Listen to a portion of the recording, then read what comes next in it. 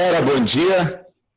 Iniciamos, nesse momento, a apresentação do seminário 7 e 8, com a Letícia e com a Thaís, que nesse momento assumem e comandam a sala de aula. Bem-vindas aí, gurias. Obrigada, professor. Obrigada, professor. Bom dia. Então, eu vou começar. O nosso trabalho hoje é sobre gerenciamento integrado de resíduos sólidos urbanos. A gente tirou a maioria das informações do Manual Integrado de Resíduos Sólidos, de gerenciamento, né, de 2011. Então, acredito que se tiver algumas informações, professor, que estejam um pouco atrasadas, o senhor pode nos corrigindo que... Não, tranquilo, Guilherme. Fiquem bem à vontade, tá? Outra coisa, só para complementar o que a Letícia falou, a gente preferiu comentar um pouco sobre o gerenciamento e não a gestão, porque parece que gestão a gente trabalha mais durante a faculdade, durante o curso, nós lendo sobre o gerenciamento em si, que engloba muito mais coisas. Tu só me dá um minutinho na questão da gestão. Eu já passei para vocês o roteiro, o trabalho aqui, ele só para completar os espaços em branco do trabalho de gestão de resíduos ou não? Não, eu acho, professor. Então me lembre no final das aulas, tá? E por favor, desculpe ter interrompido, a dupla que vai apresentar depois é a minha banca auxiliar, tá bom? Gurias, por favor, desculpe a interrupção. Não, Tá não aqui. tem problema, professor. Tudo bem. Então, a introdução é que a destinação correta dos resíduos sólidos urbanos vem assumindo um papel de destaque nos últimos anos. Apesar de ser um segmento que cresce em nosso meio ambiente, ainda tem problemas. Um dos problemas é a questão de saúde pública, por sua vinculação com a proliferação de doenças, questões ambientais, que é pela contaminação de cursos de águas e lençol freáticos, e questões sociais, que é o caso dos catadores e crianças que vivem no meio do lixão. A diferença entre gestão integrada dos resíduos sólidos urbanos e o gerenciamento integrado dos resíduos sólidos urbanos é que a gestão integrada é o conjunto de ações voltadas para a busca de soluções para resíduos sólidos, considerando as dimensões política, econômica, ambiental, cultural e social, com controle social e sob a premissa do desenvolvimento sustentável. Já o gerenciamento é o envolvimento de diferentes órgãos de administração pública e da sociedade civil, com o propósito de realizar a limpeza urbana, a coleta, o tratamento e a disposição final do resíduo. Então, sobre o sistema de limpeza urbana, ou seja, o recolhimento dos resíduos sólidos na cidade, ele deve ser capaz de atender algum critério, como promover a sustentabilidade econômica das operações, ou seja, que o gasto que você tem para fazer esse sistema de limpeza não seja maior do que o que você arrecada, preservar o meio ambiente, ou seja, além de deixar a cidade limpa, fazer a destinação correta desses resíduos, preservar a qualidade de vida da população, daí vem a questão de saúde pública, e contribuir para a solução dos aspectos sociais envolvidos com a questão, que é a questão dos catadores de lixo.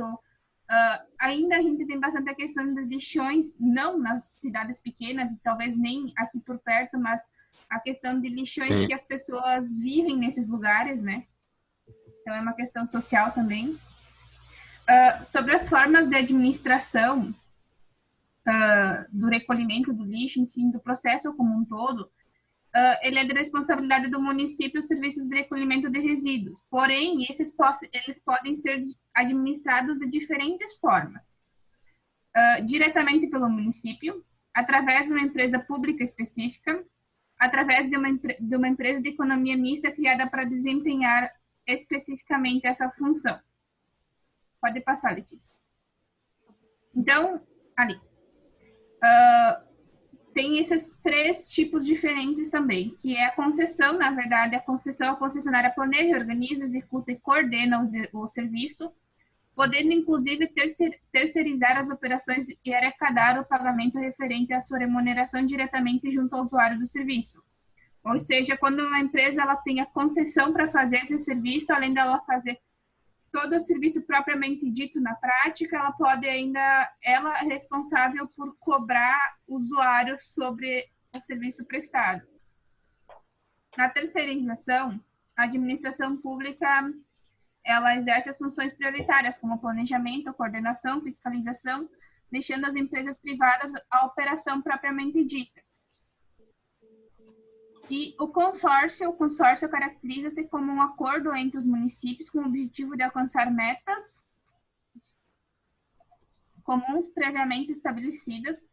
Para tanto, os recursos, sejam eles humanos ou financeiros, devem partir do município e daí, em forma de consórcio, eles viabilizam a implantação dessas ações. Eu posso citar, por exemplo, aqui no meu município, a terceirização ela é feita só no recolhimento do resíduo.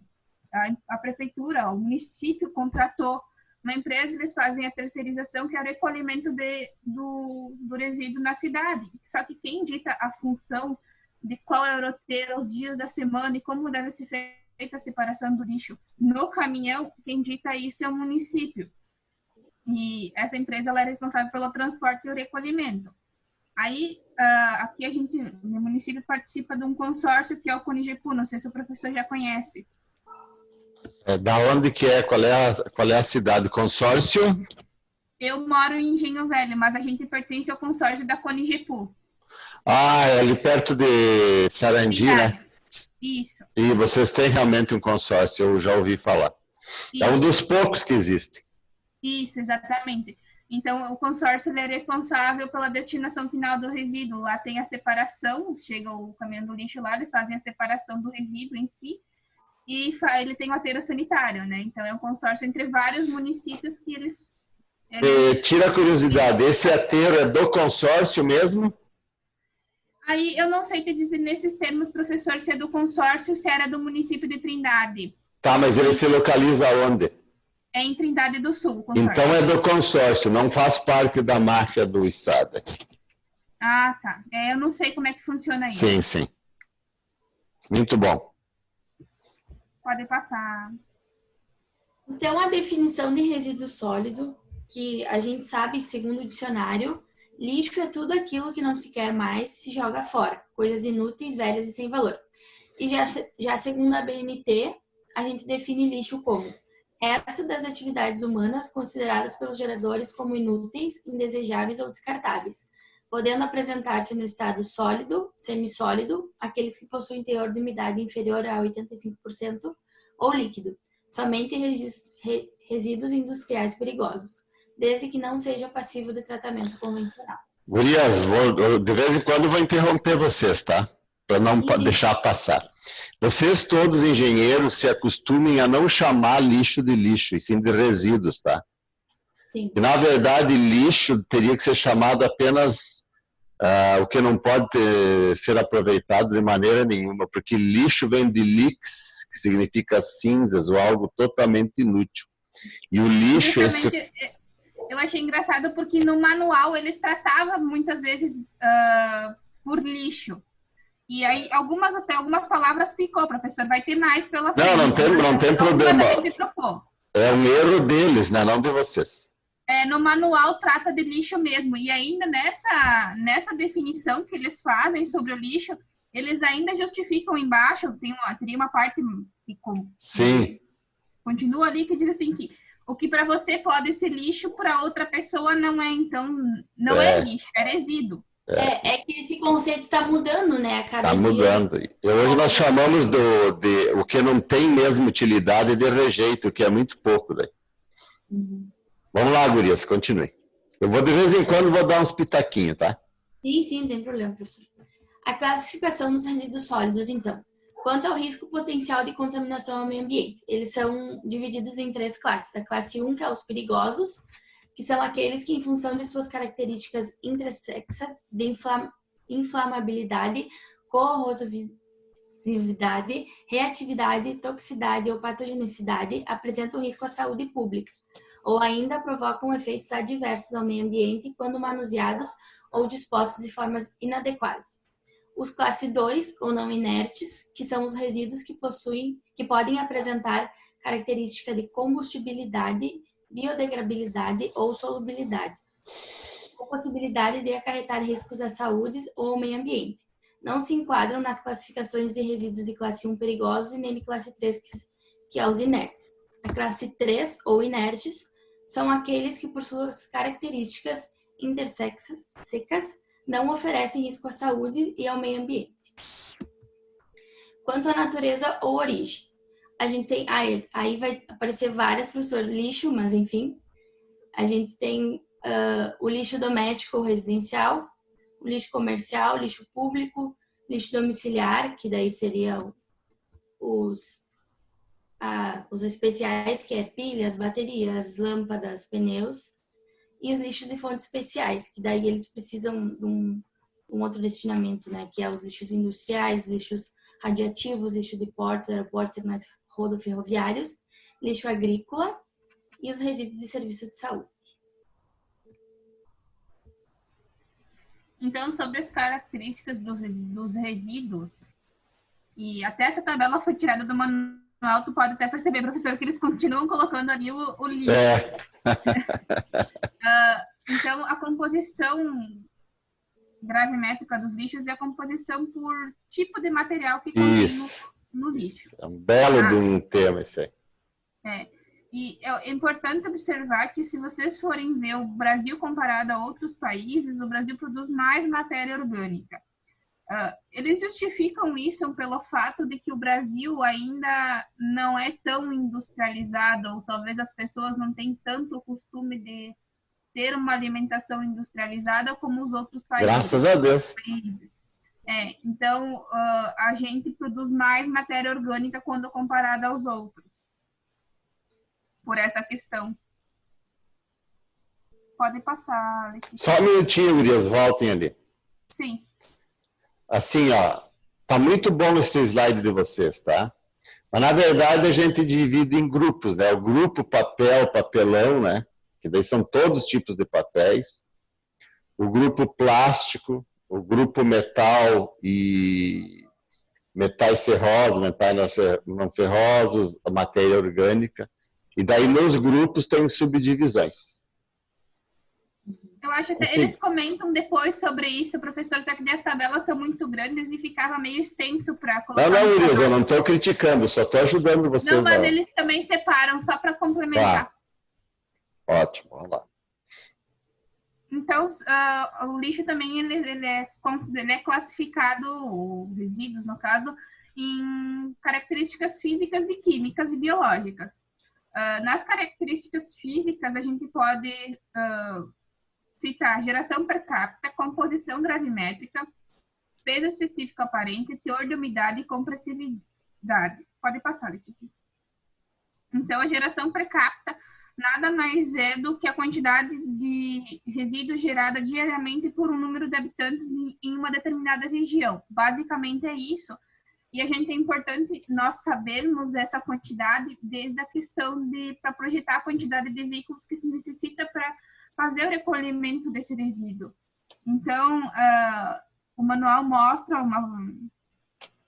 uma tabela, mais ou menos, qual é a quantidade de resíduo por dia que cada habitante produz. Então, uma cidade pequena, uma cidade média, uma cidade grande e uma megalópole. Pode passar. Então, a composição gravimétrica, que era aquilo que a gente vê o percentual de cada tipo de material no peso total do resíduo. Então, aqui também tem uma tabela que está separada. Aqui, professor, ele mostra um pouco mais qual que é a separação que eles utilizam. Isso orgânica, aí. papel, papelão, plástico rígido. Então, tudo é como é separado essa composição. Não é porque papel que vai misturar tudo junto. Peso específico aparente, então, é o peso do lixo solto em função do volume que ele ocupa livremente, sem qualquer compactação. Isso é fundamental também para fazer o correto dimensionamento da frota, né? Porque o lixo ocupa espaço. Teor de umidade também. Perfeito. Teor de umidade representa a quantidade de água presente no resíduo, medida em percentual do seu peso. Ele tem influência porque a teor de umidade influencia diretamente na velocidade de decomposição da matéria orgânica e no processo de compostagem. E Isso também produz na produção de churume, digamos assim, quanto mais úmido o resíduo for, mais churume ele vai produzir. A compressividade também é o grau de compactação ou redução do volume de uma massa de lixo, que uma massa de lixo pode sofrer quando compactada. Isso é importante naqueles caminhões que fazem a compactação do material na hora do recolhimento do lixo. Então, tu saber mais ou menos quanto cada tipo de material é compressível para tu saber qual volume ele vai ocupar. Então, as características químicas têm o poder calorífico, o potencial hidrogeniônico, que é o pH, a composição química e a relação carbono-nitrogênio. O poder calorífico é uma característica química que indica a capacidade potencial do material desprender determinada quantidade de calor quando submetido à queima. Nisso, ele influencia o dimensionamento das instalações e todos os processos de tratamento térmico, que são as incinerações, a pirólise e outros. O potencial hidrogeniônico, que é o pH, em geral, ele situa-se na faixa de 5 a 7 e indica o grau de corrosividade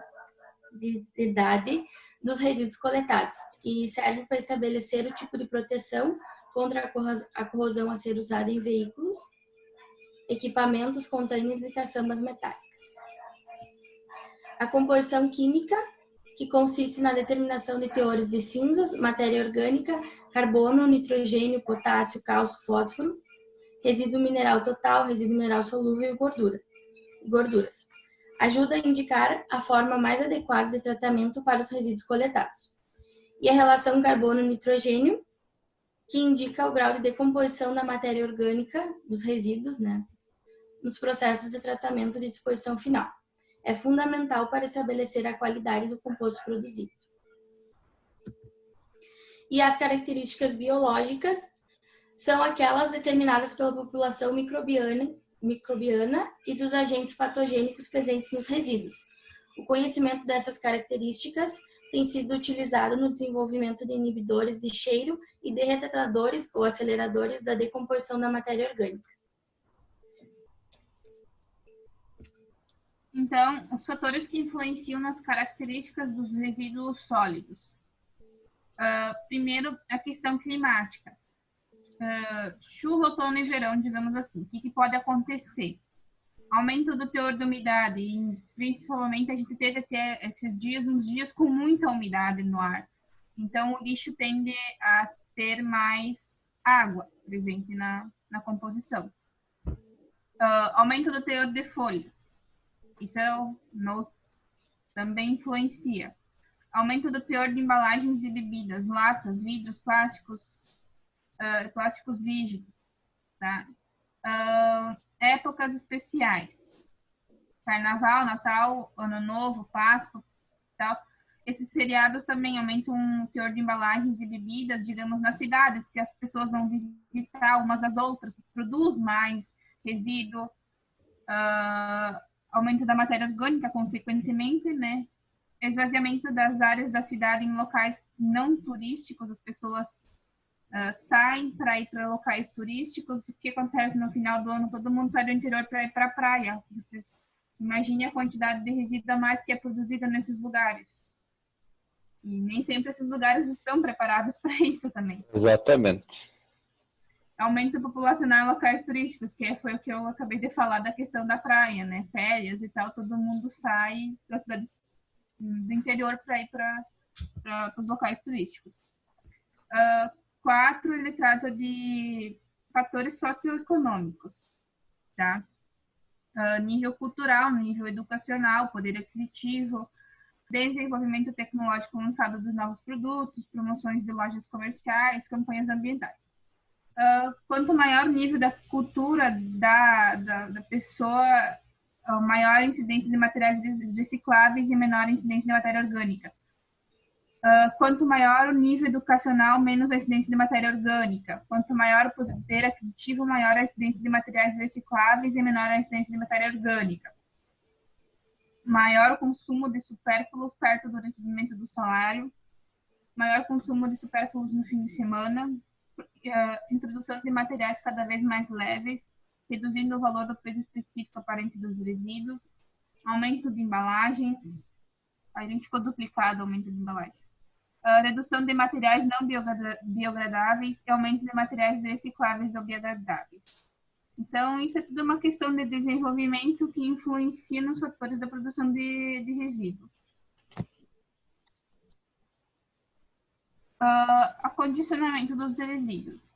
Então, acondicionar os resíduos sólidos domiciliares, aqui a gente focou mais na questão de domiciliares, porque o manual ele trata desde resíduo industrial, resíduo de saúde, todos os tipos de resíduos, então é extenso. A gente tentou focar um pouquinho mais nessa parte da questão dos resíduos domiciliares.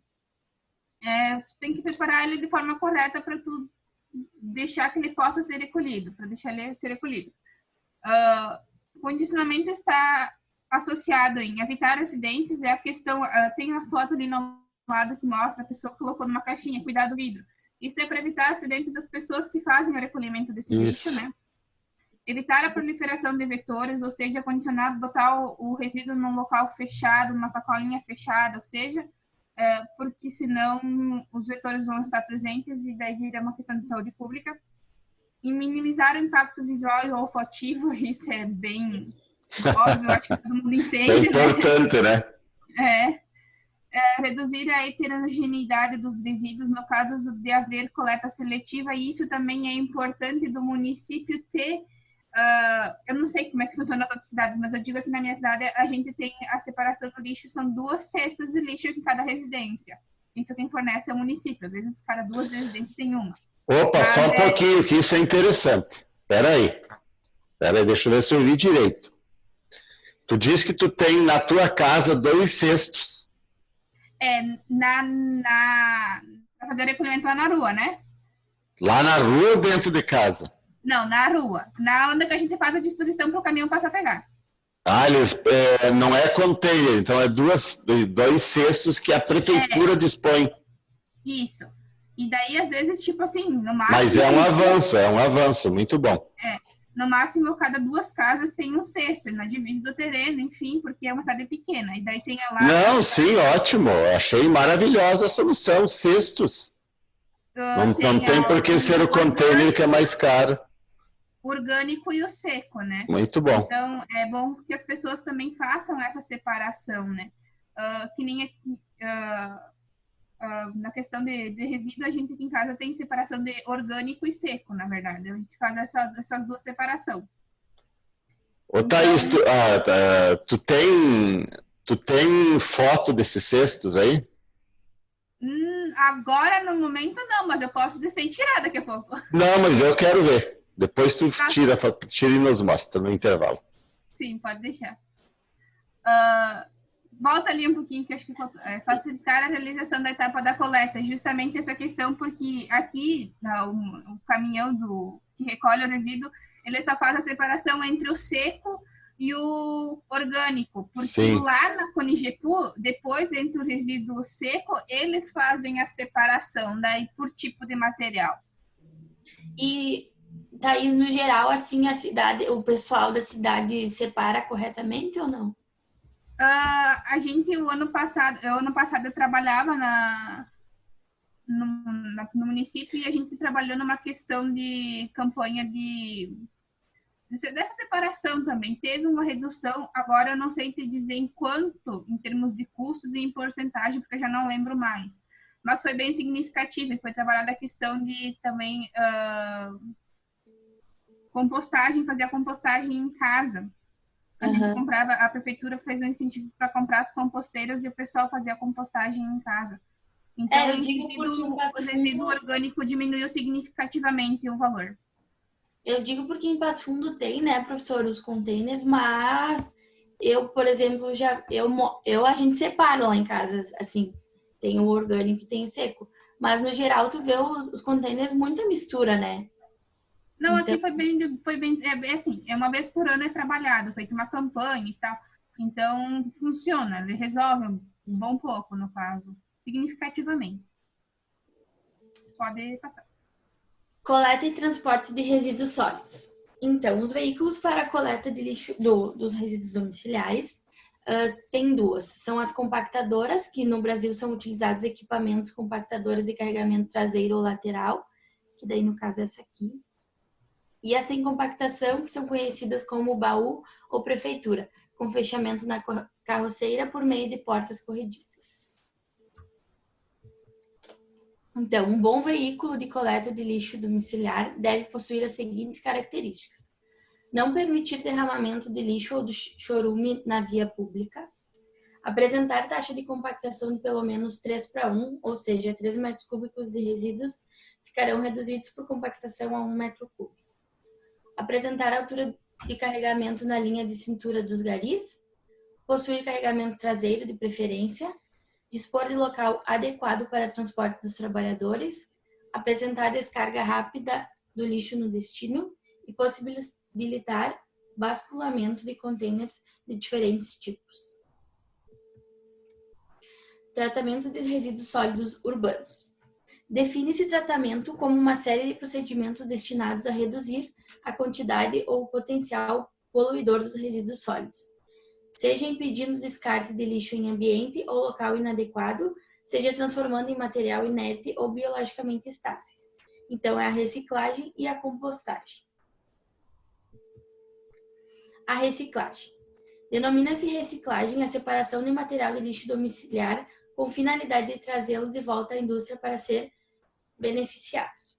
Então, isso, os benefícios que a gente tem é a preservação de recursos naturais, economia de energia, economia de transporte pela redução de material que demanda o aterro, geração de emprego e renda, conscientização da população para questões ambientais.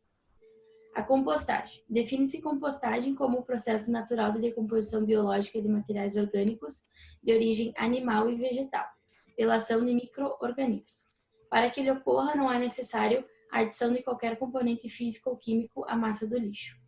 O processo de compostagem aeróbico de resíduos orgânicos tem como produto final o composto orgânico, um material rico em humus e nutrientes minerais que podem ser utilizados na agricultura como recondicionador de solos com algum potencial fertilizante. Só complementando essa parte da compostagem é bem interessante, porque aqui em casa a gente faz um processo de compostagem. Na verdade, a gente tem vários canteiros na horta e a gente seleciona um para colocar o lixo orgânico, cobre ele e vai fazendo isso até ele encher. Aí quando ele enche, a gente parte para outro. Quando a gente chega no final de um, o primeiro já está sendo tá pronto para ser utilizado e a terra fica bem mais fértil.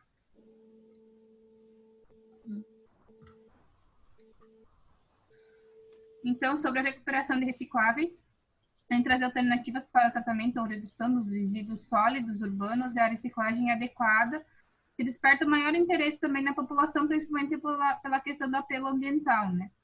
Os principais benefícios ambientais da reciclagem, materiais de plástico, papéis, metais e vidro, a economia de matérias-primas não renováveis, economia de energia nos processos produtivos, o aumento da vida útil dos aterros sanitários, principalmente esse último.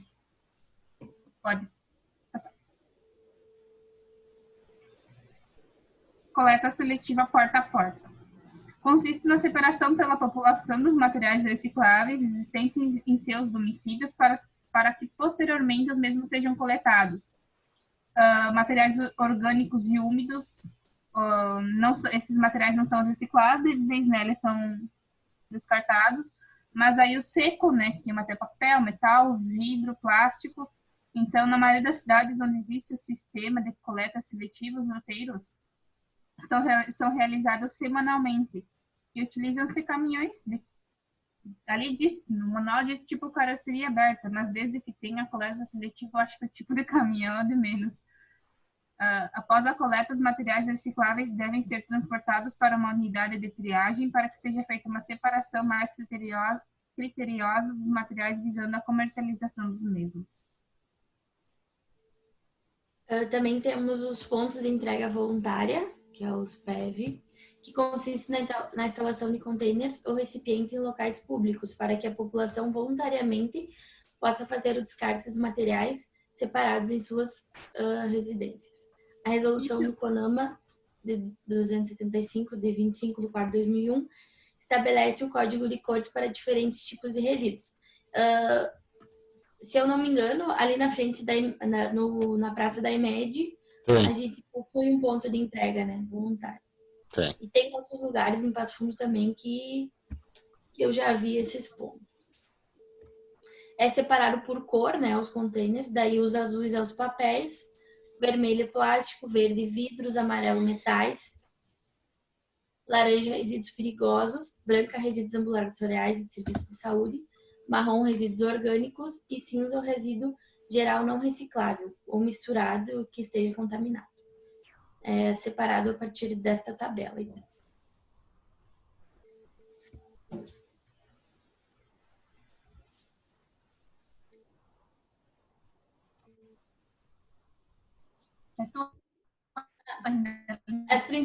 As principais vantagens da utilização das cooperativas, então, porque são a geração de emprego e renda, resgate da cidadania dos catadores, em sua maioria moradores de rua, redução das despesas com programas de reciclagem, organização do trabalho dos catadores nas ruas, evitando os problemas na coleta de lixo e armazenamento de materiais em logradouros públicos, redução de despesas com coleta, transferência e disposição final dos resíduos separados pelos catadores que, portanto, não serão coletados, transportados e dispostos em aterros pelo sistema de limpeza urbana da cidade.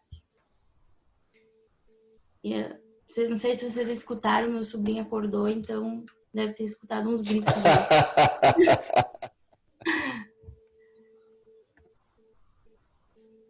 Então, sobre a disposição final dos resíduos sólidos, o processo recomendado para a disposição adequada do lixo domiciliar é o aterro, existindo dois tipos, os aterros sanitários e os aterros controlados.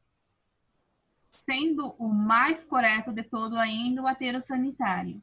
E além desses dois ainda existem os lixões, que eu posso citar que aqui na minha cidade não é que é um lixão enorme, digamos assim, mas é um ponto, na minha cidade tem área indígena. E lá a coleta do lixo no interior é feita somente a cada 15 dias, se não me engano, ou uma vez por mês. Então, os moradores mesmos fazem a coleta e eles dispõem o lixo num local lá que virou um lixão, digamos assim. Então, é um problemão isso aí. Então, o aterro sanitário... Pode voltar um pouquinho, que eu não comentei. O aterro sanitário é um método para a disposição final dos resíduos sólidos urbanos sob terreno natural, através do seu confinamento em camadas cobertas com material inerte, geralmente solo, né, no caso, segundo normas operacionais específicas, de modo a evitar danos ao meio ambiente, em particular à saúde pública e à segurança pública. O aterro controlado também é uma forma de confinar tecnicamente o lixo coletado sempre pelo ambiente externo. Porém, a diferença entre o aterro controlado e o aterro sanitário é que o aterro sanitário ele faz a coleta e o tratamento do churume. E o aterro controlado não faz essa coleta e tratamento do churume e a queima do biogás. Pode passar. Ali, em 2 de agosto de 2014, terminou o prazo para que o município se adequem de acordo com a lei 12.035, que institui a Política Nacional dos Resíduos Sólidos, que prevê o fim dos lixões e a destinação adequada dos resíduos. Não sei se esse prazo se manteve ou não, isso foi num outro material que eu li, que eu vi que tinha essa notícia, mas então é bem recente. Tá, posso comentar um pouquinho? Pode, deve. O prazo foi estendido, tá? E apesar de todas as indas e as vindas, essa lei aí foi um avanço, porque os lixões eles já diminuíram pela metade. Isso, já diminuíram pela metade. Pode seguir. Principalmente em grandes cidades, né, professor? Porque onde eu acho que é mais... E a logística reversa, né? Hã? E a logística reversa, né? Que nós Isso. temos hoje aí várias logísticas reversa, medicamento, pneu, agrotóxico, lâmpada que estão funcionando bem. Uhum. Aqui tem um desenho, na verdade, da diferença entre o lixão, o aterro controlado e o aterro sanitário. Eu acho que a principal diferença que vocês podem ver é que o churume não chega no lençol freático no aterro sanitário. Que a principal diferença entre eles, em termos de contaminação, é isso. Na verdade, aterro controlado, ele já não é mais aceito também, né? Sim. Uhum. Pode passar. Então, os critérios para a implantação de aterros sanitários, a gente focou bastante na questão do aterro sanitário, porque ele é o mais politicamente correto nele. Ótimo. Então, a gente trabalhou os critérios técnicos para implantação de um aterro. A gente vai comentar bem brevemente sobre isso, porque toda a implantação de um aterro é um processo longo e bem enorme o processo. Então, uso do solo. As áreas têm que se localizar numa região onde o uso do solo seja rural, agrícola ou industrial, fora de qualquer unidade de conservação ambiental. Por que tem que ser fora da zona urbana? Por causa do crescimento urbano. É óbvio, isso ali tem que ser um local que daqui a pouco não vai virar cidade, para daqui a pouco a gente não ter um aterro no meio da cidade. Proximidade a cursos de água relevantes. As áreas não podem se situar a menos de 200 metros de corpos de águas relevantes, tais como rios, lagos, lagoas e oceano. Também não poderão estar a menos de 50 metros de qualquer corpo de água, inclusive valas de drenagem que pertencem ao sistema de drenagem. Proximidade a núcleos residenciais urbanos. As áreas não devem se situar a menos de 1.000 metros dos núcleos residenciais urbanos que abriguem 200 ou mais habitantes. Proximidade a... Meu Deus, agora não vou conseguir ler aqui. Aeroportos, áreas não podem se situar próximas a... Consegue ler? Aeroportos ou aerodromos? Aeródromos. Isso. Apareceu, não sei por que tá ali. Galera, só uma perguntinha. Por que não pode ser perto do aeroporto? Por causa dos... Por causa dos gases? Por causa dos urubus. Eu ia dizer isso. Verdade, por causa dos urubus. Principalmente os urubus, né? Podem causar um acidente. Distância do lençol freático. Então, as distâncias mínimas recomendadas pelas normas federais e estaduais são as seguintes. Para aterros com permeabilização inferior através da manta plástica sintética, a distância do lençol freático à manta não poderá ser inferior a 1,5 m. Para aterros com impermeabilização inferior através da camada de argila, a distância do lençol freático à camada de impermeabilizante não poderá ser inferior a 2,5 m. E a camada impermeabilizante deverá ter um coeficiente de permeabilidade menor do que 10 ou 6 centímetros. Não sei se isso continua vigorando, não conferi, mas é o que estava no manual. Vida útil mínima. É desejável que as novas áreas de um aterro sanitário tenham no mínimo 5 anos de vida útil. Permeabilidade do solo natural. É desejável que o solo do terreno selecionado tenha uma certa impermeabilidade natural, com vistas a reduzir as possibilidades de contaminação do aquífero ou lençol freático. As áreas selecionadas devem ter características argilosas e jamais deverão ser arenosas. A arenosa, ela tem muita permeabilidade, por isso. Isso. Pode passar. Extensão da bacia de drenagem. Então, a bacia de drenagem das águas pluviais deve ser pequena, de modo a evitar o ingresso de grandes volumes de água de chuva na área do aterro, por causa da questão que aumenta a produção de churume também, né? Facilidade de acesso dos veículos pesados. O acesso ao terreno deve ter pavimentação de boa qualidade, sem rampas íngremes e sem curvas acentuadas, de forma a minimizar o desgaste dos veículos coletores e permitir seu livre acesso ao local. Acho que ali veio uma outra coisa ali que não era uma frase. Disponibilidade de material de cobertura. Preferencialmente, o aterro deve possuir ou se situar próximo a jazidas de material de cobertura, de modo a assegurar a permanente cobertura do lixo e abaixo. Pode passar. Então, critérios financeiros. Deixa eu fazer uma observação, por favor, tá? Só para acrescentar as tuas outras que estavam excelentes, certo? Não pode ter recorrência de enchentes na área do aterro sanitário escolhido nos últimos 100 anos, tá? Isso eu não tinha. Eu não vi no manual, bom posicionamento, professor. Obrigado. Distância ao centro geométrico de coleta, desejável que o percurso de ida e de volta dos veículos de coleta fazem até o aterro através das duas estradas existentes seja o menor possível com vista de reduzir o seu desgaste e o custo do transporte do lixo. Custo de aquisição do terreno, também se o terreno não for de propriedade da prefeitura, deverá estar preferencialmente em área rural, também, em vez que seu custo de aquisição também é menor quando comparado em área industrial. Custo de investimento em construção e